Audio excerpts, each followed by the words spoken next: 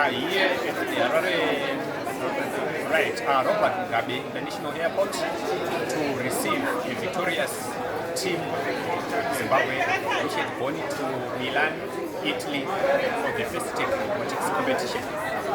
As a school, Tynwald, we have been doing robotics from 2007 to date, which has seen our learners participating in different regional and international competitions. What informed our decisions to take up robotics seriously is our realization that we are now in the fourth industrial revolution, where artificial intelligence has taken the role of Milestone, and it is our conviction as a school that the only way we can equip our learners with the relevant skills that are required in today's world is by taking artificial intelligence seriously, and the only way of doing it is to start it at grassroots level up to national level.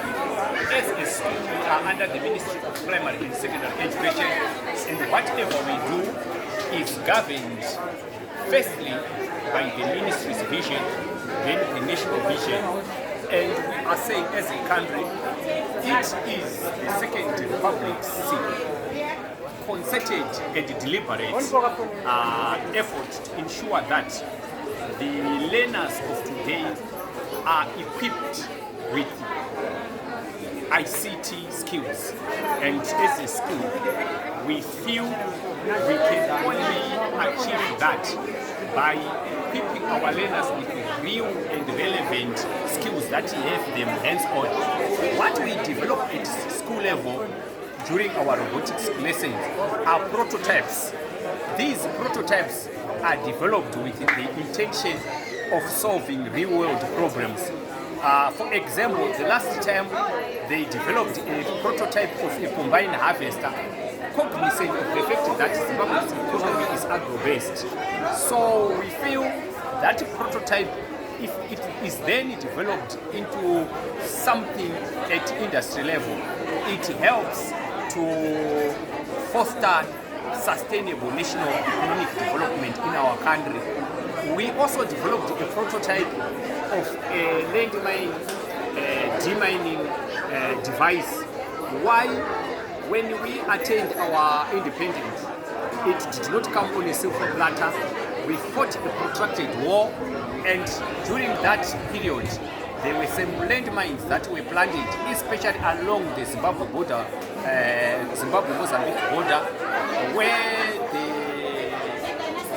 colonialists wanted to deter the sons of soil from crossing into Mozambique. So when we then say, if we were to use human beings to demine, perhaps through accidents, there could be loss of life. We then came up with a prototype. We are saying it can then be developed to remove the landmines, at the same time reducing any fatalities that could occur. And we are saying, as a robotics club, our intention is to identify socio-economic problems that are bedeviling our society. When we identify the problems, we then ask ourselves, what panacea, what solution can we then develop as a prototype to address such real-life problems? And we are saying, of course, Tynwald and Milestones are private schools, but we should also have a thought of that child in Buera, where I hail from, a thought of that child in Binga, a thought for that child in Mahenyi, a thought of that child in Uzumba Maramba Kufungwe. And we are challenging the authorities to say, let's cascade robotics to the remotest parts of our country, because like what our president says, no one should be left behind. And we think that no child in Zimbabwe should be left behind as far as artificial intelligence is concerned.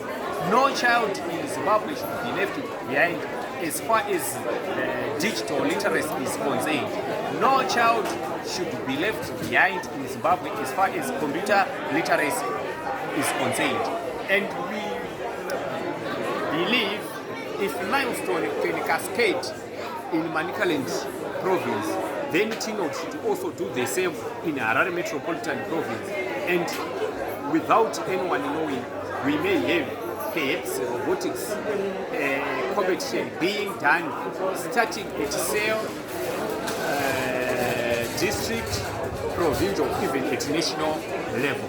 Yes, resources may militate against the introduction of robotics, but as they say, where there is a will, there should be a way. And I believe, given the thrust of the Second Republic to ensure that our learners and our country is taking a direction towards use of artificial intelligence, we believe time and resources permitting, we shall see a lot of robotics being taught and happening at schools, not only in urban areas, but even in rural areas. I think